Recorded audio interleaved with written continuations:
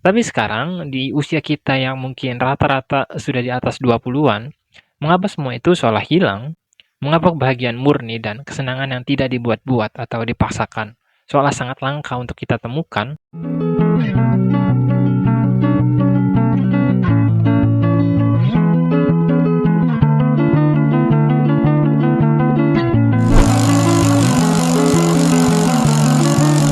Saat saya berumur 6 sampai 9 tahun, saya pernah diberi uang oleh orang tua saya sebesar 20.000 dan masih sangat amat jelas di ingatan saya waktu itu tentang betapa bahagianya perasaan yang saya miliki sampai saya mengatakan pada diri saya sendiri bahwa hidup yang saya jalani itu sangat amat indah.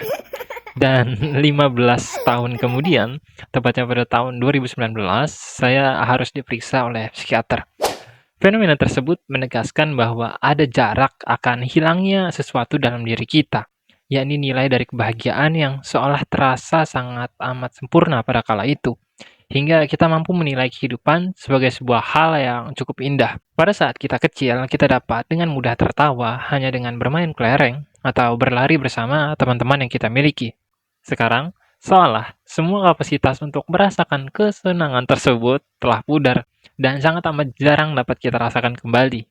Banyak yang bilang bahwa hilangnya perasaan tersebut diakibatkan oleh bertambahnya tanggung jawab yang kita miliki sebagai manusia dewasa. Namun, saya sedikit kurang setuju dengan hal tersebut. Sebab, dengan beragam tanggung jawab yang kita miliki sekalipun, pada faktanya kita dapat kok menemukan sedikit demi sedikit kebahagiaan yang dapat dikatakan menghibur diri kita. Contohnya dapat kita temukan ketika kita sedang bersekolah, entah saat kita SMP atau SMA. Pada kala itu, pada dasarnya kita memiliki beragam tanggung jawab atau kewajiban untuk belajar, seperti mengerjakan tugas dan waktu yang kita miliki pun sangat amat banyak tersita oleh jam pelajaran. Namun, jika kita perhatikan, pada dasarnya kita masih dapat bersenda gurau dan menemukan beragam kebahagiaan di masa-masa sekolah kita, yang membuktikan bahwa kebahagiaan masih merupakan barang mudah untuk ditemukan oleh kita pada kala itu. Tapi sekarang, di usia kita yang mungkin rata-rata sudah di atas 20-an, mengapa semua itu seolah hilang? Mengapa kebahagiaan murni dan kesenangan yang tidak dibuat-buat atau dipaksakan seolah sangat langka untuk kita temukan? Well, jawabannya mungkin terletak di bagaimana kesadaran kita sebagai manusia itu berkembang, di mana kesadaran yang dimiliki oleh orang dewasa cenderung lebih dipenuhi dengan ekspektasi tertentu yang dianggap sebagai pembentuk utama definisi dari kebahagiaan itu sendiri. Hingga pada akhirnya, ketika anggapan yang telah kita tentukan perihal tolak ukur kebahagiaan tersebut tidak terpenuhi, pada akhirnya kita menjadi tidak bahagia. Sedangkan saat kita masih kecil atau masih menjadi anak-anak, kita tidak dirumitkan dengan beragam deskripsi atau definisi dan asumsi tentang kebahagiaan itu seperti apa dan bagaimana.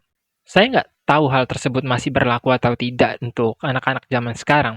Tapi yang jelas, pada saat kita masih anak-anak dahulu, kita menjalani kehidupan tanpa sebuah ekspektasi yang cukup rumit, yang pada akhirnya menyebabkan kebahagiaan itu sendiri yang hadir pada hidup kita. Oleh sebab itu, cara kita sebagai orang dewasa membentuk ekspektasi menjadi langkah paling krusial yang menentukan sejauh mana kita dapat merasakan kebahagiaan. Namun, sangat disayangkan, acap kali pembentukan ekspektasi perihal kebahagiaan dalam hidup kita gagal untuk kita kendalikan. Hingga pada akhirnya, anggapan dan tolak ukur yang kita gunakan untuk menentukan sejauh mana kita dapat bahagia berasal dari luar diri kita. Contohnya, keberhasilan orang lain yang membuat diri kita berpikir bahwa kita adalah orang yang gagal dan tidak berguna karena gagal untuk mencapai apa yang dicapai oleh orang tersebut. Atau bisa juga ego serta status sosial yang menyebabkan kita berlomba-lomba untuk meningkatkan gaya hidup hingga melahirkan sebuah pengakuan atau perhatian yang dianggap membuat diri kita bahagia atau membuat diri kita senang. Atau mungkin juga pencapaian khusus atau pencapaian spesifik yang menjadikan kebahagiaan kita bergantung pada pencapaian tersebut, hingga membuat kita lupa bahwa pada dasarnya kita memiliki pencapaian-pencapaian kecil atau hal-hal sederhana yang mungkin dapat lebih kita hargai, dan masih banyak lagi hal atau fenomena yang mencemari kesadaran yang kita miliki, hingga mempersulit diri kita sebagai manusia untuk mendapatkan kebahagiaan. Fenomena yang kita bahas barusan mirip dengan perjalanan hidup seorang karakter anime yang memiliki alur kehidupan serupa. Dirinya adalah Thorfinn dari Vinland Saga. Bagi kalian yang menonton anime tersebut, mungkin telah cukup memahami bahwa Thorfinn dikendalikan oleh dendam yang menjalar di sekujur tubuhnya untuk membalas kematian ayahnya yang dibunuh oleh Askeladd.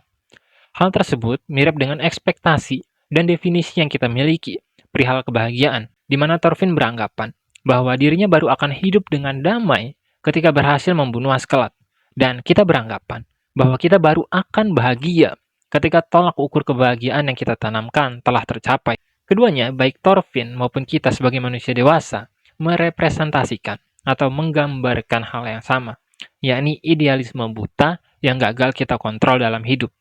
Sangat sering idealisme, patokan, ekspektasi, atau tolak ukur tersebutlah yang menyebabkan kehidupan yang kita jalani menjadi jauh kian rumit dari kenyataan yang kita hadapi. Sebab faktanya, kita masih dapat menikmati beragam persembahan kecil dalam hidup yang untuk saat ini masih dapat kita jadikan sebagai bagian dari cara kita menemukan arti dari kebahagiaan.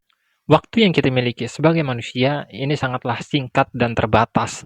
Alih-alih diperumit dengan beragam isi kepala kita sendiri, pada dasarnya kita dapat menata ulang cara kita memandang kehidupan yang sebelumnya mungkin berantakan, hingga menyulitkan kita untuk menghargai apa yang ada di sekitar dan waktu-waktu yang kita miliki sekarang. Sekian konsultasi yang ini, sampai jumpa.